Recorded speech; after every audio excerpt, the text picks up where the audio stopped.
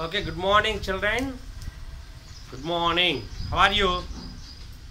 The weather is very cool. So I think you are in anxiety by the effect of weather. Okay? Right. The cool breeze is touching with on us. Yes. Okay. Yesterday I completed adverbs. Completed adverbs, no? Okay, right. Today I want to say prepositions. Prepositions. So prepositions means విభక్తులు in Telugu. విభక్తులు. For example, నేను ఒకటి ఈ విభక్తులు when we use means it is a relation, it tells the relation of subject and position of subject. Relation of subject and position of subject. For example, నేను తెలుగులో ఒక example ఇస్తా. రాము రాజేష్తో ఆడుతున్నాడు. రాము రాజేష్తో ఆడుతున్నాడు. ఇక్కడ విభక్తి ఏంటిది? తో. So in English what we are saying, Ramu is playing with Rajesh. Ramu is playing with Rajesh. ఇక్కడ తో అనే దానికి అర్థం వచ్చేది ఏంటిది? తో, విత్. సో ఈ విధంగా విభక్తి తోటి ఒక relationship between subject. Relationship between it, the preposition make a relationship between the subject. ఇప్పుడు రాము రాజేష్ తో ఆడుతున్నాడు కాకుండా రాము రాజేష్ ఆడుతున్నాడు ఎట్లా ఉంటుంది పదం? బాగుంటుంది.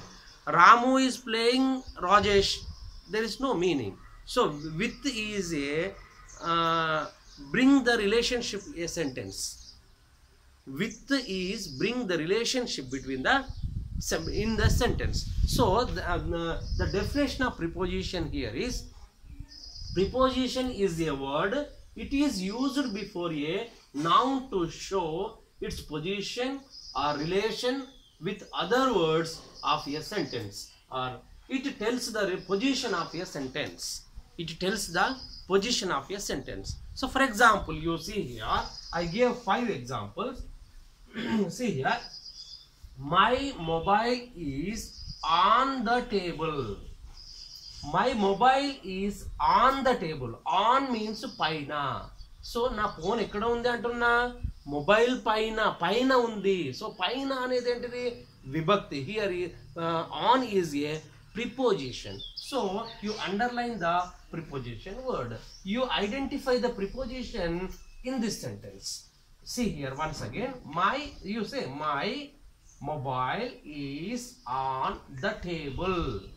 On the table. So on is a preposition. So next, second one, they come to college by bus. So you identify easily. So where is the preposition there? By is a preposition. Third one, Sony looks at me. Sony looks at me. నాకే చూస్తుంది Sony. నాకే చూస్తుంది అంటే ఏమంటే at me, నా వైపు అంటే at is the preposition. Rishi writes with pen. All students are writes with pen, but here I am saying the subject is Rishi. Rishi writes with pen. ఎప్పుడు రిషి పెన్ తో రాస్తాడు. తో, with. See here, with. The rat under a bench. The rat means what? ఎలుక.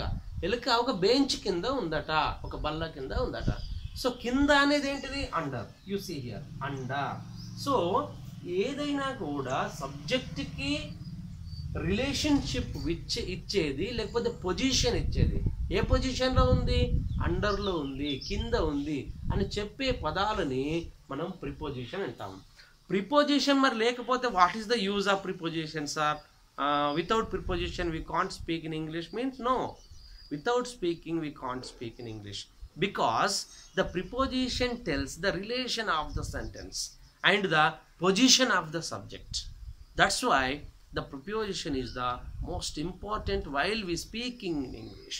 So not only in English, every language we need the preposition to speak fluently, perfectly. That's why you learn the preposition. Be careful.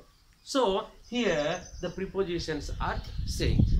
ఇప్పుడు మీకు ఇది అర్థం కాలే, అర్థం కాకపోతే మళ్ళీ వీడియోని మళ్ళీ 2-3 సార్లు వినాలి. ఎందుకనంటే ప్రిపోజిషన్స్ అనేవి చాలా ఇంపార్టెంట్ మనకి. These are the very very important grammatical part in our daily life speaking English. So you speak in English and in your daily life. So you write down this.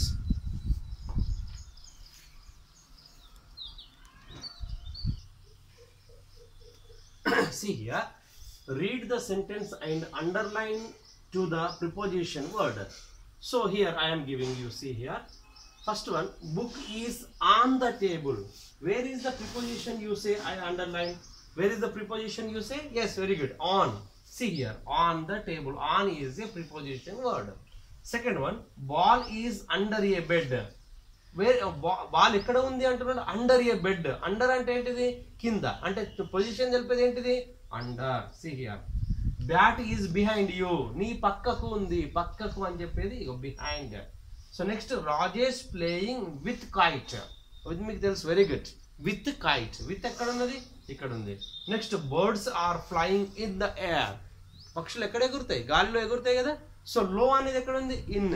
So these are the preposition words. You underline the sentence and write down in your notebook. This one you write. Okay, homework you see here. Read the sentence and underline the preposition words. See first one, my friend house is near my uncle's house. Where is the preposition? You see, near అంటే ఎక్కడ దగ్గర ఉంది అని అంటున్నది. రెండోది, yesterday we went outside. బయటకి ఎక్కడ ఉంది అది చూసి అండర్లైన్ చేయాలి. My sister draw a picture with pencil. So with pencil ఎక్కడ ఉందో చూడాలి. They are living here since last week. Since అనేది ఎక్కడ ఉందో చూసి అండర్లైన్ చేయాలి. He is coming without permission. నా పర్మిషన్ లేకుండానే, నా అనుమతి లేకుండానే వచ్చేసిండు అని చూడాలి. సో ఈ విధంగా ఇది రాసేస్తే, ఇది రాసిన తర్వాత మీకు ప్రిపోజిషన్ వర్డ్స్ తెలుగులో మీనింగ్స్తో పాటు ఒక 36 నుంచి 40 దాకా ఉన్నాయి. సో నేను ఆ ఫోటో తీసేసి మీకు పంపిస్తా. వాటిని రాసుకొని మళ్ళీ నాకు చూపించాలి. హోంవర్క్ 2 హోంవర్క్స్ ఉన్నాయి. ఒకటి ఇది హోంవర్క్, రెండవది ప్రిపోజిషన్ వర్డ్స్ ఒక 36 నుంచి 40 ఉన్నాయి. అవి మీకు వాట్సాప్లో ఫోటో తీసి పంపిస్తా వర్డ్స్. ఆ వర్డ్స్ మళ్ళీ నాకు ఫేర్ కాపీలో రాసి మీరు నాకు రాసి పంపించాలి. అది రెండవ హోంవర్క్. దాని మీనింగ్స్, స్పెల్లింగ్స్ అన్నీ తెలుసుకోవాలి. మరి నేను వర్బ్ వర్డ్స్ ఒక 100 గల్లా ఇచ్చిన ఎన్ని అయినాయో మీకు కూడా మీరు నాకు రాసి మీనింగ్స్, స్పెల్లింగ్స్ అన్నీ తెలుసుకొని నాకు చెప్పాలి.